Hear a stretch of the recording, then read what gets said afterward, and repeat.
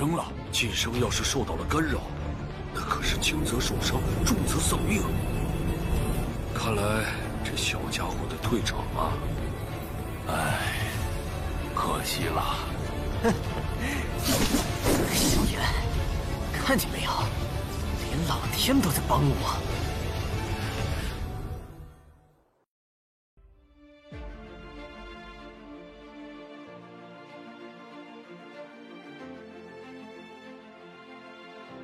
Melanjutkan dari cerita sebelumnya. Tatapan Han Feng tegang saat dia melihat kelompok Xiaoyan perlahan berjalan ke tanah terbuka.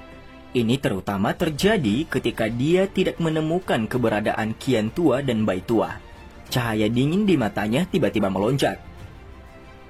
Xiaoyan, tidak disangka bahwa kamu benar-benar memiliki nyali untuk menyerahkan dirimu ke sini. Apakah Anda benar-benar memperlakukan semua orang yang duduk di sini seperti rumput? Han Feng perlahan berdiri dari kursinya dan tertawa terbahak-bahak. Sementara dia berbicara, dia diam-diam melihat ke seorang ahli dari lembah api iblis, memerintahkannya untuk dengan cepat mengumpulkan para penjaga dari lembah api iblis. Satu-satunya orang yang saya lawan adalah Han Feng dan lembah api iblis. Ini tidak ada hubungannya dengan orang lain. Namun jika orang luar campur tangan, saya secara alami tidak akan menunjukkan belas kasihan, jawab Xiaoyan. Xiaoyan perlahan berjalan ke tanah terbuka. Langkah kaki lembut menyebabkan cukup banyak orang yang duduk merasakan tekanan. Setelah masalah yang menyebabkan keributan beberapa waktu, reputasi sengit Xiaoyan telah menjadi lebih besar di wilayah sudut hitam. Makanya tidak ada yang berani meremehkan pria yang terlihat sangat muda ini. Anda tidak perlu memberitahu para penjaga dari luar lembah api iblis. Kami sudah menyingkirkan mereka saat kami masuk. Tindakan diam Han Feng tidak luput dari perhatian Xiaoyan. Yang terakhir segera tersenyum. Senyumnya memancarkan aroma berdarah. Han Feng dan banyak ahli dari lembah api iblis tercengang saat mereka mendengar ini. Han Feng segera dan dengan marah berteriak. Sungguh anak kecil yang kejam. Apakah Anda benar-benar berniat untuk membunuh dan memusnahkan lembah api iblis atau tidak membiarkan apapun tetap hidup? Ucap Han Feng. Xiaoyan tersenyum tipis. Suaranya tenang saat dia menjawab. Ketika lembah api iblis menyerang beberapa siswa tak berdosa dari Akademi Jianan, seharusnya mengharapkan hal seperti ini terjadi. Meskipun Akademi Jianan tidak menyukai pembantaian, dia tidak cukup bodoh untuk bersikap baik kepada musuhnya, jawab Xiaoyan. Han Feng menyipitkan matanya. Kilatan dingin dan niat membunuh melonjak di dalam diri mereka. Dauqi megah berlama-lama di atas tubuhnya. Di bawah tekanan Dauqi ini, bahkan meja keras di depannya mulai terbelah dengan suara retak. Sepertinya kamu benar-benar datang ke sini dengan maksud untuk menghancurkan lembah api iblis hari ini. Namun, kemungkinan besar rencana Anda ini salah. Dengan hadirnya pemimpin Sekte Mo dan Yingsan Tua, Anda sebagai generasi yang lebih muda tidak diperbolehkan bertindak lancang. Jika Anda bijaksana, Anda harus dengan patuh menyerahkan air liur transformasi tubuh Bodhisattva. Han Feng berteriak dengan sikap yang menyeramkan. Mata Xiaoyan bergerak dan berpaling ke Mo Tianxing dan Yingsan Tua di sampingnya. Seseorang tidak bisa mendengar kegembiraan atau kemarahan dalam nadanya saat dia bertanya. Apakah pemimpin Sekte Mo dan Yingsan Tua berencana untuk berdiri di sisi lembah api iblis dan Han Feng? Suqian dan dokter prekecil di belakang Xiaoyan melangkah maju dengan lembut, sementara Xiaoyan berbicara. Mata mereka tertuju pada Mo Tianxing dan Yingsan Tua. Ada perasaan bahwa akan bertengkar pada perselisihan pertama. Kemunculan Xiaoyan yang tiba-tiba jelas melebihi harapan Mo Tianxing dan Yingsan Tua. Karena hantu iblis tanah tua, hati mereka cukup takut padanya. Ini terutama terjadi pada Suqian dan dokter prekecil, dua elit Douzong yang mendukungnya. Aura kedua orang ini tanpa sadar sedikit melemah. Kepala Xiao, air liur transformasi tubuh Bodhisattva benar-benar memiliki daya tarik yang terlalu besar bagi kami berdua. Han Feng telah menggunakan ini sebagai alat persuasi, dan kami berdua mengalami kesulitan untuk menolaknya. Mu Tianxing dengan lembut menggosok janggutnya dan menjawab pertanyaan Xiaoyan. Jika Anda bersedia menyerahkan air liur transformasi tubuh bodhisattva, kami berdua akan segera pergi. Kami tidak akan campur tangan dalam masalah antara Anda dan Han Feng. Tatapan Ying San tua tertuju pada Xiaoyan saat dia berbicara dengan suara yang dalam. Kemarahan segera melonjak di hati Han Feng ketika dia mendengar kata-kata dua orang tua ini. Kata-kata kedua orang ini dengan jelas menunjukkan bahwa mereka berniat untuk menyerah. Tidak apa-apa jika ini terjadi dalam waktu biasa, namun Han Feng masih perlu meminjam kekuatan mereka untuk membentuk aliansi. Dengan menunjukkan ketakutan mereka di depan Xiaoyan, faksi dan ahli lain pasti akan menunjukkan niat untuk mundur. Tatapan Han Feng menyapu halaman saat pikiran ini melintas di dalam hatinya. Dia memang menemukan bahwa beberapa ahli mulai menghindarinya. Tampaknya kedatangan Xiaoyan yang perkasa telah menyebabkan cukup banyak orang takut untuk berpartisipasi dalam masalah ini. Xiaoyan tidak berkomitmen pada kata-kata Mu Tianxing dan Ying San tua. Air liur transformasi tubuh bodhisattva adalah bahan penting untuk digunakan untuk membantu dokter peri kecil mengendalikan tubuh racun yang menyedihkan. Oleh karena itu tidak mungkin baginya untuk menyerahkannya. Tampaknya pertempuran sengit tidak dapat dihindari hari ini. Hari ini adalah penyelesaian dendam antara Gerbang Xiao dan Lembah Api Iblis. Saya berharap bahwa siapapun yang tidak terlibat tidak akan bergabung. Siapapun yang tidak berdiri di sisi Lembah Api Iblis akan menjadi teman Xiaoyan dan Gerbang Xiao. Aku Xiaoyan masih cukup bersahabat dengan teman-temanku. Namun jika musuhku ada di hadapanku, aku pasti akan melenyapkan mereka dari akarnya. Xiaoyan berjalan di tanah terbuka yang dibangun dari batu logam hitam. Auranya tiba-tiba naik saat teriakan lembutnya bergema dengan jelas di samping telinga semua orang yang hadir di sana. Ekspresi dari sejumlah orang berubah sedikit saat mereka merasakan aura kuat yang menyebar dari tubuh Xiaoyan. Kekuatan Xiaoyan saat ini sudah mencapai bintang 6 Dou Huang. Menambahkan efek dari mantra api dan api surgawi, kekuatan-kekuatan itu cukup untuk bersaing dengan seorang ahli di puncak kelas Dou Huang.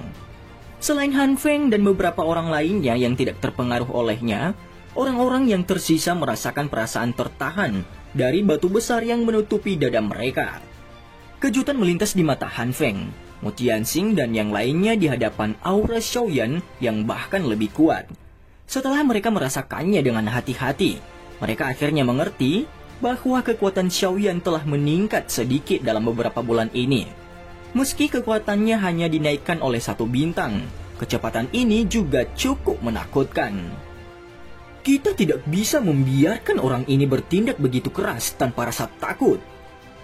Rasa dingin melintas di mata Han Feng. Dia menoleh dan melihat ke arah tetua emas perak di sampingnya. Para tetua emas perak ragu sejenak setelah menerima tatapan Han Feng. Mereka segera melesat ke depan serentak sebelum mendarat dengan lembut di tanah terbuka. Kekuatan yang kuat melonjak sebelum akhirnya memblokir aura Xiaoyan. Hati mereka berdua jelas tahu bahwa mereka tidak menyadari level Xiaoyan yang sebenarnya. Yang mereka tahu hanyalah bahwa dia memiliki beberapa teknik Dou yang sangat menakutkan. Selama Xiaoyan tidak menggunakan teknik Dou ini, para tetua emas perak memiliki kepercayaan diri untuk menahannya. Namun, pemahaman mereka tentang Xiaoyan berasal dari percakapan mereka beberapa tahun lalu. Sekarang, jika mereka menggunakan metode yang sama untuk mengukurnya, kemungkinan besar mereka akan membayar harga yang lumayan mahal. Kepala Xiao, hari ini adalah hari di mana Lembah Api Iblis mengundang tamu. Mereka yang datang tanpa diundang harus pergi. Para tetua emas perak menangkupkan tangan kepada Xiaoyan saat mereka berteriak dengan suara dingin. Begitu kata-kata kedua orang itu terdengar, sedikit suara guntur tiba-tiba menyebar ke seluruh langit. Segera sepasang tangan yang panjang mencengkeram leher keduanya dari belakang. Segera, sepasang tangan yang panjang mencengkram leher keduanya dari belakang. Tubuh kedua orang itu tiba-tiba menjadi kaku saat tangan yang agak sedingin es itu mendarat di leher mereka. Keterkejutan perlahan mengeras di wajah mereka. Kalian berdua tidak lagi memiliki kualifikasi untuk berbicara denganku seperti ini. Wajah muda perlahan keluar dari belakang mereka berdua. Kekuatan di tangannya secara bertahap meningkat. Pada saat ini yang perlu dia lakukan hanyalah mengerahkan sedikit kekuatan untuk mematahkan leher kedua orang ini di tempat. Apa? Ini kecepatan yang sangat menakutkan. Bagaimana Do Huang bisa mencapai kecepatan seperti itu? Seluruh tempat menjadi sunyi saat mereka melihat aksi pemuda berjubah hitam yang muncul di belakang tetua emas perak, seolah-olah dia telah berteleportasi. Suara-suara terkejut tanpa sadar terdengar. Pada saat ini Xiaoyan mempertahankan pendiriannya dengan kedua tangannya terkepal di leher para tetua emas perak. Sepasang sayap tulang sepanjang 10 kaki perlahan mengepak di belakangnya. Setiap kali sayap tulang mengepak, sedikit suara gemuruh akan muncul di udara. Angin sepoi-sepoi juga akan menyebar dengan kepakan sayap tulang itu. Kecepatan Xiaoyan mencapai tingkat di mana bahkan elit biasa Do Wuzong kesulitan mencocokkannya setelah membuka sayap tulang giok Xiaoyan. Menambahkan ini pada ketidaktahuan para tetua emas perak, Xiaoyan dengan mudah menahan mereka pada kontak pertama. Serangan visual semacam ini membuat semua orang terkejut. Di bawah provokasi niat membunuh samar yang menyebar dari belakang mereka, dahi para tetua emas perak mengeluarkan keringat dingin yang pekat. Tubuh mereka bahkan tidak berani gemetar sedikit pun. Mereka bisa dengan jelas merasakan kekuatan tersembunyi di telapak tangan Xiaoyan. Setelah kekuatan ini dilepaskan, mereka yang tidak memiliki pertahanan apapun kemungkinan besar akan kehilangan nyawa mereka di tempat. Kepala Xiao, tolong tunjukkan belas kasihan. Tetua emas menelan ludahnya dan berbicara dengan suara bergetar. Dia bahkan tidak menunjukkan sedikit pun sikap mengesankan dari sebelumnya.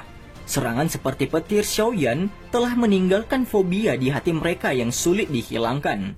Baru sekarang, mereka mengerti bahwa kekuatan Xiaoyan saat ini ada di depan mereka. Sebenarnya, keduanya tidak menyadari bahwa jika mereka tidak ceroboh dengan gagal memasang pertahanan apapun, Xiaoyan akan kesulitan menahan mereka dalam sekejap mata. Bahkan jika dia memiliki kecepatan menakutkan yang sebanding dengan ahli Do Wuzong. Pada akhirnya kedua orang tua inilah yang ceroboh. Dua orang bodoh ini, mereka jelas mengerti bahwa Xiaoyan bukanlah Do Huang biasa. Namun mereka benar-benar berani ceroboh ini. Kulit wajah Han Feng berkedut dengan kekuatan besar saat dia duduk di atas kepalanya. Dia juga tidak mengharapkan para tetua emas perak dikalahkan pada kontak pertama. Bukankah ini akhirnya memberi Xiaoyan kesempatan untuk menghalangi semua orang? Dia tanpa sadar mengutuk dengan marah di dalam hatinya. Mo Tianxing dan Ying San tua mengerutkan kening saat mereka melihat sepasang sayap tulang giok dari bawah kursi pemimpin.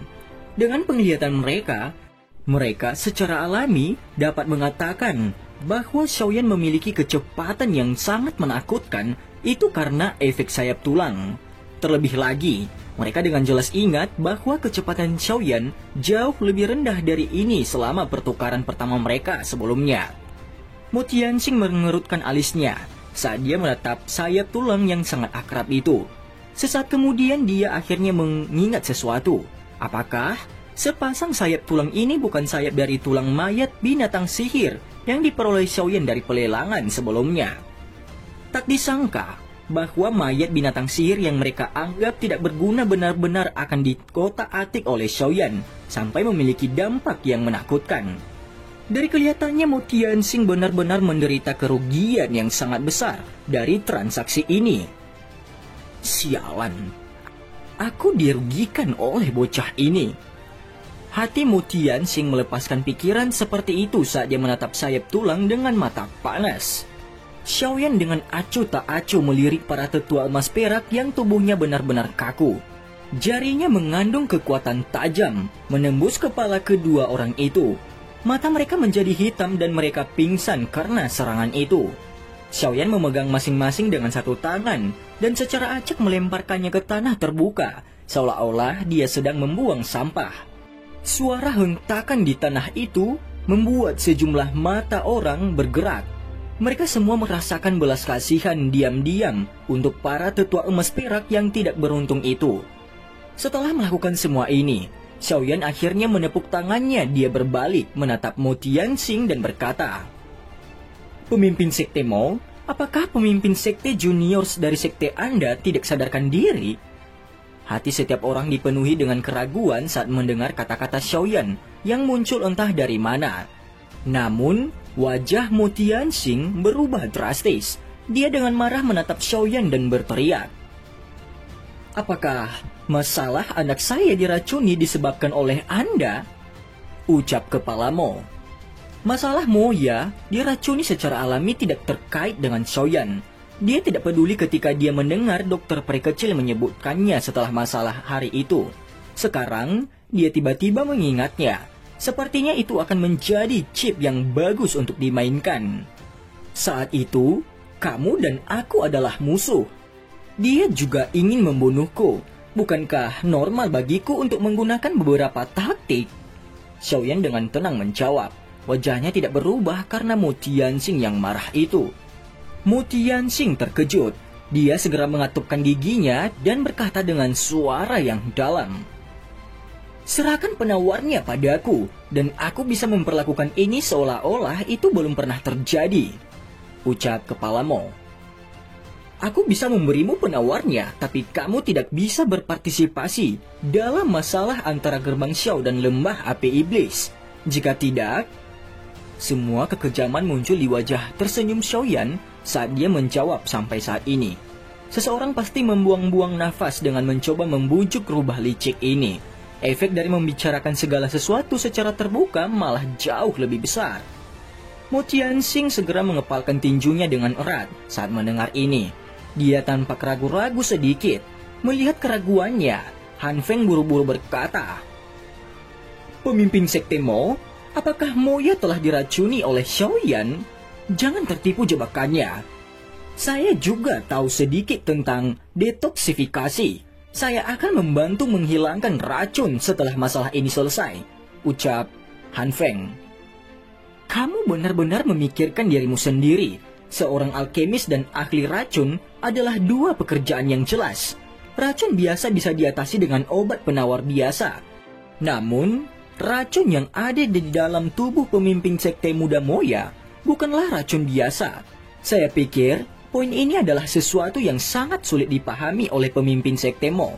Oleh karena itu, jika Anda benar-benar ingin menyerahkan nyawa putra Anda kepada seorang alkemis yang tidak menghususkan diri dalam racun, Anda menerima risiko besar." Xiaoyan melirik Han Feng dan mengejeknya sebelum menggelengkan kepalanya tanpa sadar. Mendengar kata-kata Xiaoyan, Mo Tianxing yang sedikit diyakinkan oleh Han Feng ragu-ragu lagi. Sesaat kemudian dia akhirnya bertanya dengan sikap rendah hati, "Apakah kamu berani mengatakan kamu akan sepenuhnya menyembuhkan putraku dari racun di dalam tubuhnya setelah ini selesai?" Ucap pemimpin Mo.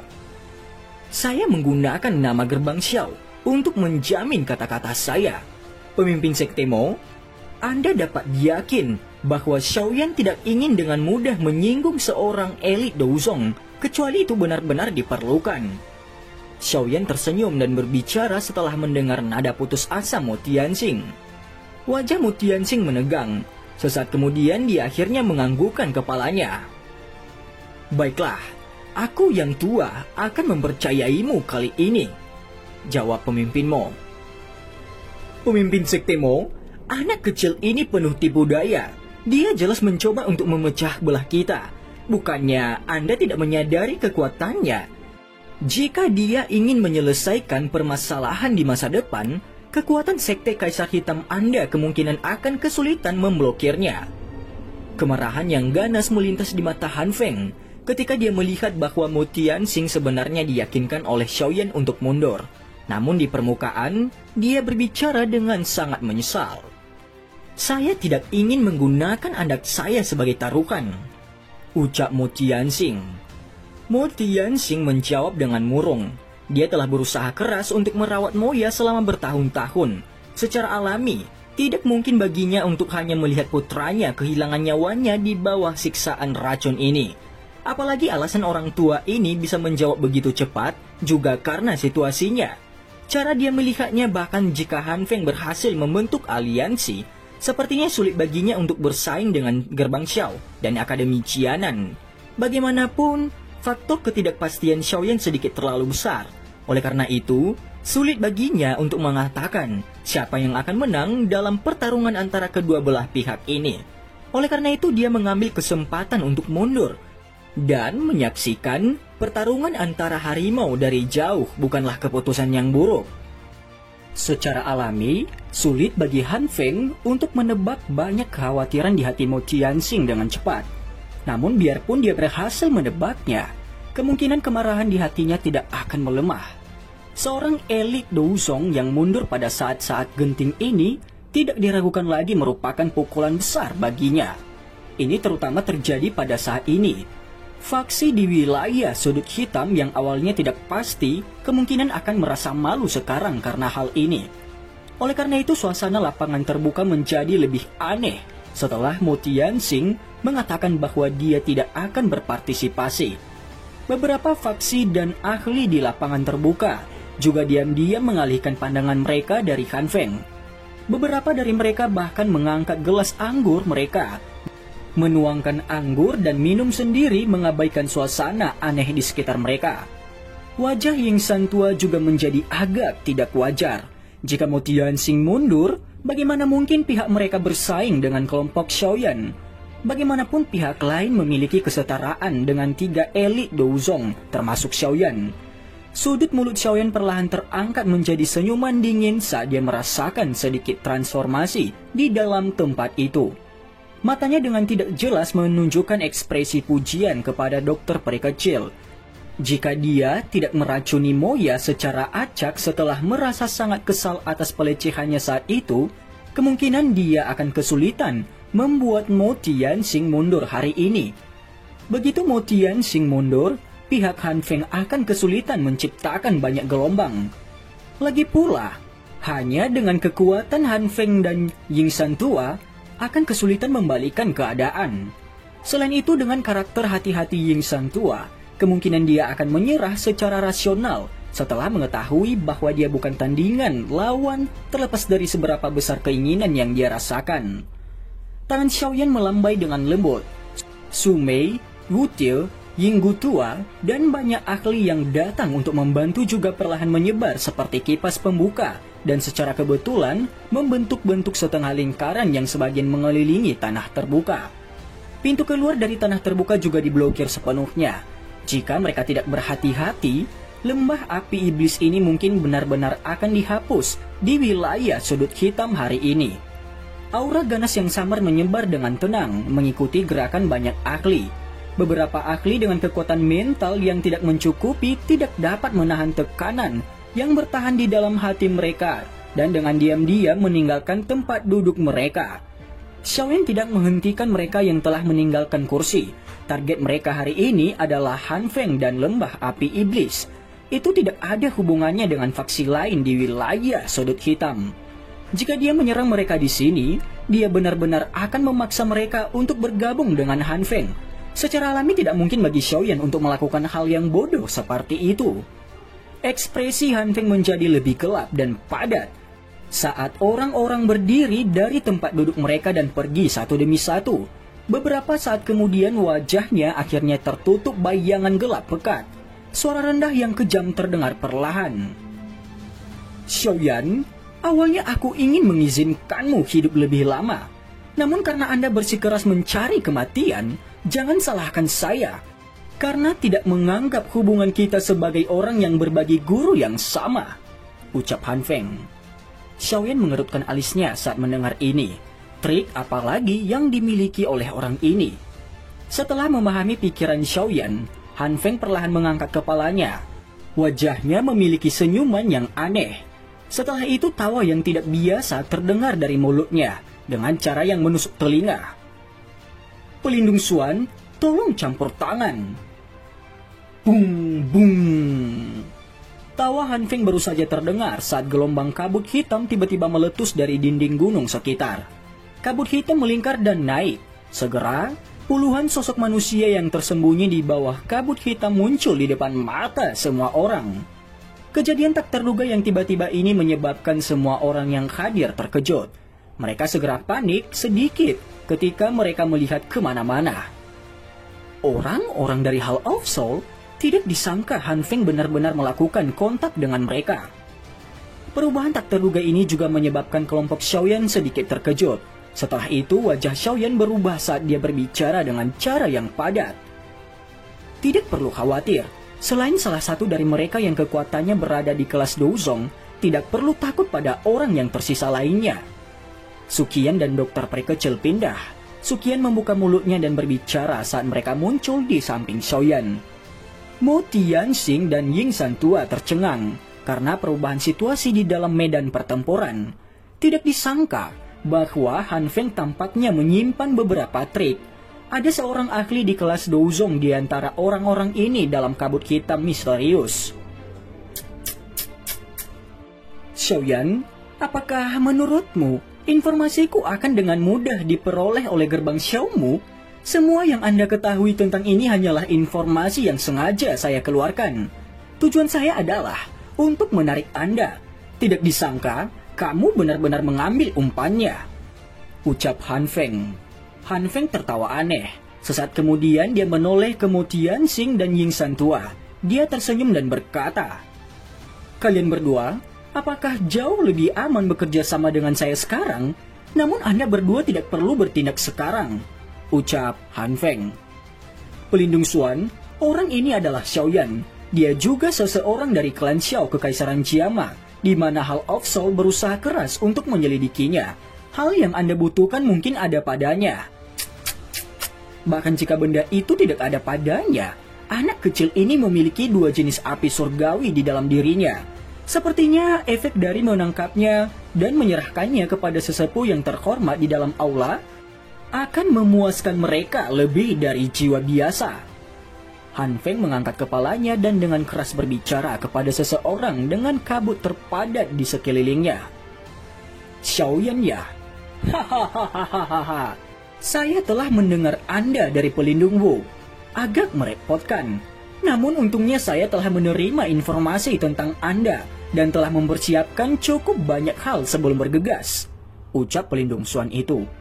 Sebuah suara serak ditransmisikan dari kabut hitam yang tersisa sebelum bergema dengan cara yang luar biasa menusuk telinga di samping semua orang. "Pelindung Wu?" Kemerahan berdarah tiba-tiba melonjak ke mata Xiaoyan saat mendengar nama yang akrab ini. Niat membunuh bergejolak tanpa henti seperti gelombang di hatinya. "Sepertinya kamu memiliki kebencian yang besar terhadap pelindung Wu. Hahaha, sudah diduga. Guru Anda ditangkap oleh orang di depan Anda sebagai muridnya. Anda pasti akan merasa tidak enak. Namun, Anda tidak perlu repot. Kamu akan dapat melihat gurumu segera." Orang yang berada di dalam kabut hitam mengeluarkan tawa seram sebelum dia tiba-tiba berteriak dengan suara dingin. "Semua utusan roh, dengarkan. Bentuk formasi 10.000 menelan jiwa," ucap pelindung Xuan. Saat teriakan itu terdengar, seseorang bisa melihat kabut hitam melonjak dari bayangan hitam di dinding gunung ke segala arah. Seketika, kabut membentuk awan hitam yang menutupi lembah itu. Setelah itu beberapa benda seperti kabut hitam yang berputar terbang keluar. Cahaya samar dipancarkan dari dalam mereka saat banyak tubuh spiritual ilusi dengan sepasang mata merah cerah melonjak seperti hantu jahat. Akhirnya mereka mengeluarkan teriakan yang sangat tajam yang menyebabkan darah seseorang mendidih saat mereka menembak ke arah semua orang di lembah dari segala arah. Senyuman buas di wajah Han Feng menjadi lebih padat saat dia duduk di kursi pemimpin dan menyaksikan roh yang tak terhitung jumlahnya melonjak keluar. Dan cerita pun bersambung. Terima kasih telah mendengarkan Miming sampai akhir ya.